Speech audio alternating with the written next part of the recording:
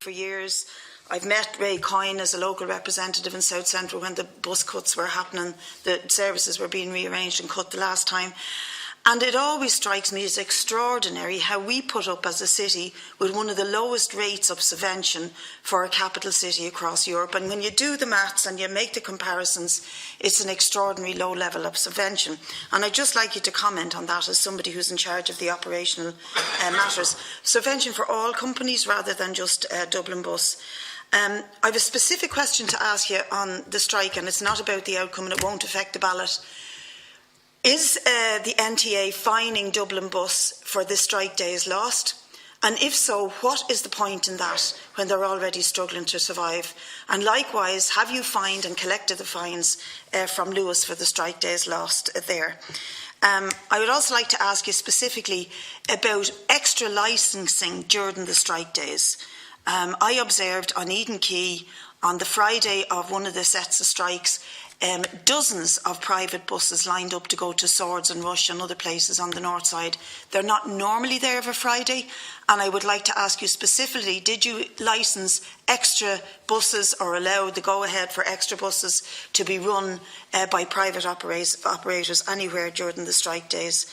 The question was already asked of you about returning Dublin Bus profits, and I'm delighted to hear that those profits, although returned to the NTA, then went to help the struggling bus éireann. But I found Mr Nolan's comments probably the most honest when he talks about bus éireann scrambling through this commercial pressure of competition that's pushing them to have to reduce their labour costs, etc., because of the much lower costs of the private operators. Now, surely that really describes what's going on in public transport, is the pressure from the private operators on struggling companies who have the lowest subvention in Europe. And really, can we begin to look at that as an issue for public transport in this country?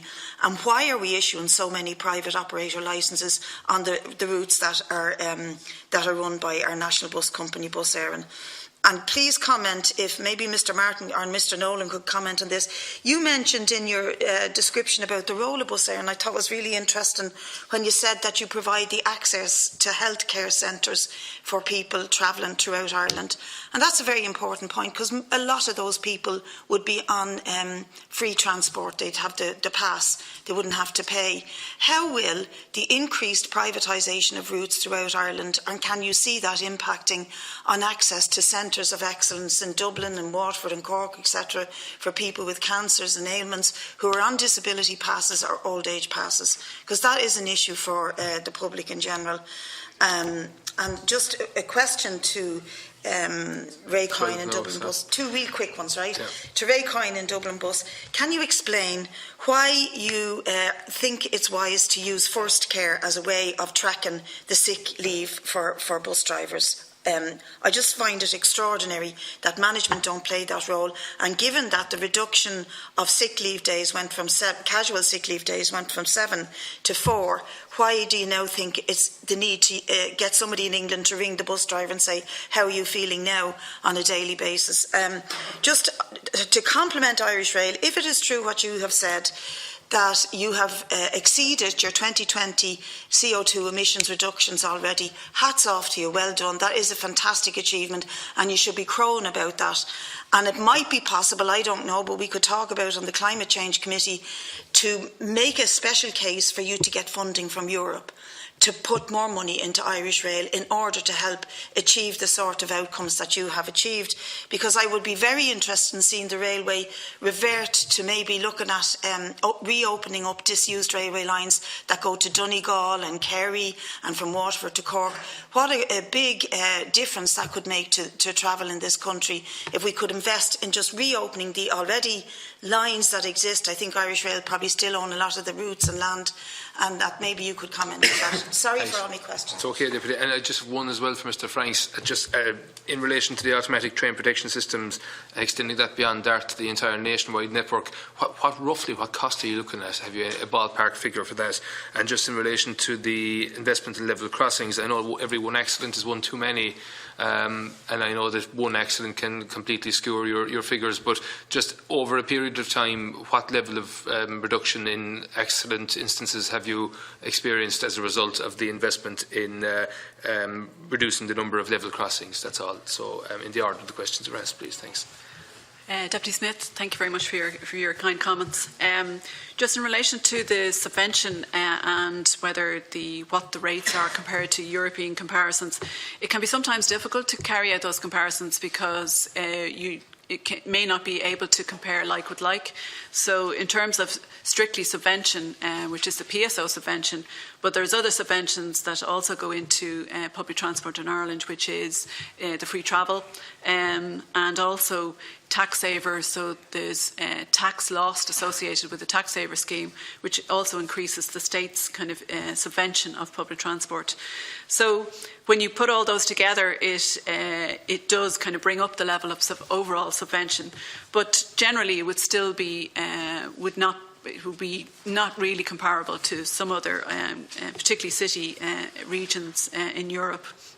So yes, from our point of view, we would obviously like to see the level of subvention increased because it allows us to provide additional services, and it allows us also to look at our fares structure and see can any improvements in fare structure be done in order to encourage more people to use public transport, which is what we're all about, is about increasing the amount of modal shift to public transport.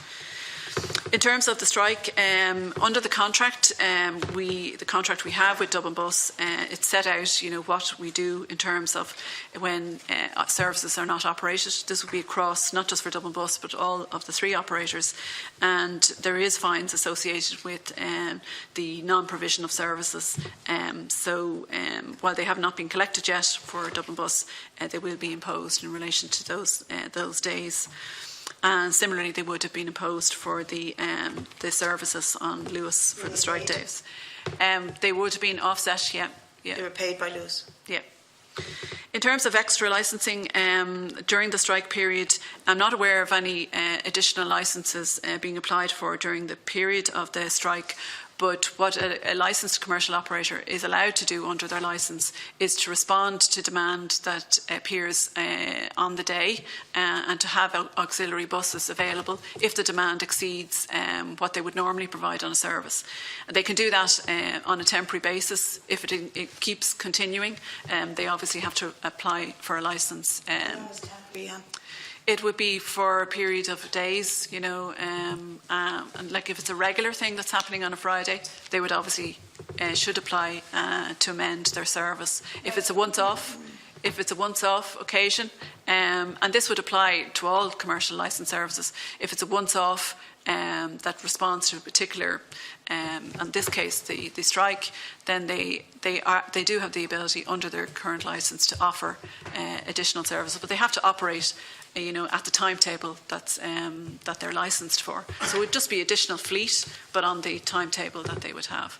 And that's allowed under the existing legislation. Would it be possible for me to put in a request to get an answer from those operators if they did put on additional services during the strike days and how much additional services they put on?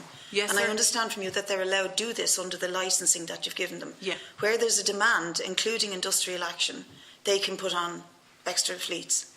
Yeah, to respond to demand that they find for their particular licensed service, but they have to operate the timetable that they're licensed to. So they can't operate additional services within, in between their timetable.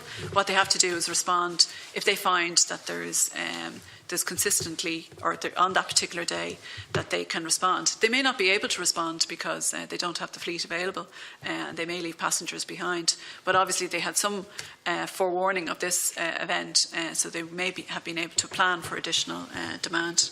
Vacate the room here now very shortly, so if we can just finalise the answers there to the other issues. One quick one on health centres and that the market, right? I'll tell you what Bus Éireann do. With the market itself has become very mercenary and goes after where it makes profit.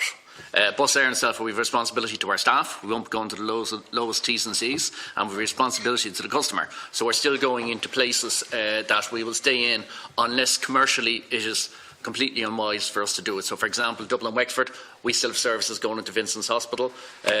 Limerick, Killarney, Tralee, we still go into Rathkeel and Limerick General Hospital, where our competitors don't. So we'll stay in them as long as we possibly can.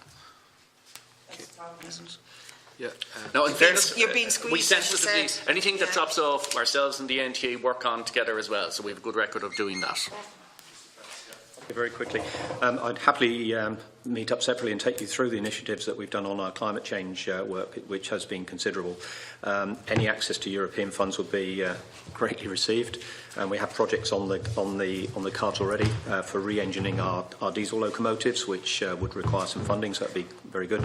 If funding was used for reopening of lines, that wouldn't be my number one priority based on all the comments I've passed previously, but we'd be very happy to. In terms of the cost of the automatic train protection system, we have an estimate for a complete rollout across the network. Having done a pilot this year, it would be 130 million, but it is investment in safety equipment that is commonplace across Europe. And if I just highlight the benefits of it, there was an accident in Italy within 2016. There was also an accident in Germany. Both in those two accidents alone, 35 people were killed and over 100 injured. And just the other day, you'll have heard about the incident in New Jersey. That would have been prevented by an automatic train protection system. So it's the sort of thing that is commonplace, it's best practice, and it's something which we need to seriously consider. 130 million of a capital investment, how long of a life period would you expect typically from that type of system? The implementation of it, we believe, will take us, that we've got a number of different ways of implementing, but it would take us between 6 and 9 years to implement. And the life of this kit would be, I mean, it's hardware, signalling hardware, it would be 25 years, probably 30, that sort of. So you're only talking 4 or 5 million per annum actually for that system. In terms of level crossings, I'd have to go away and do the analysis to answer your question. We can give you a written answer on that. Perfect. Okay. Just one last question to Mr. Coyne about the use of the outsourcing of the tracking of sick days from Dublin bus drivers. Thank you, Deputy, for the question. Just, I suppose Dublin Bus has 4 core values. Safety is the number one value, and closely followed by employees, customers, and then community. In terms of our employees, we have a long history looking after our employees in Dublin Bus, and something we're quite proud of. Our employees have many benefits. We have a medical welfare scheme, which all our employees are a member of. They have access to an occupational doctor. We also have an employee assistance programme, which helps many employees through some difficult times that they may have. And we also have regular health and safety weeks within the company. And one of the key areas in that is the health and well-being of our employees. And with all due respect to the Deputy, again, the topic that the Deputy is asking me on is one of the 9 items contained in the WRC proposal, which is currently going to ballot for employees. I think in that respect, I'd like to give the employees the time to reflect on the deal as proposed. Okay, thank you, Mr. Coyne. So.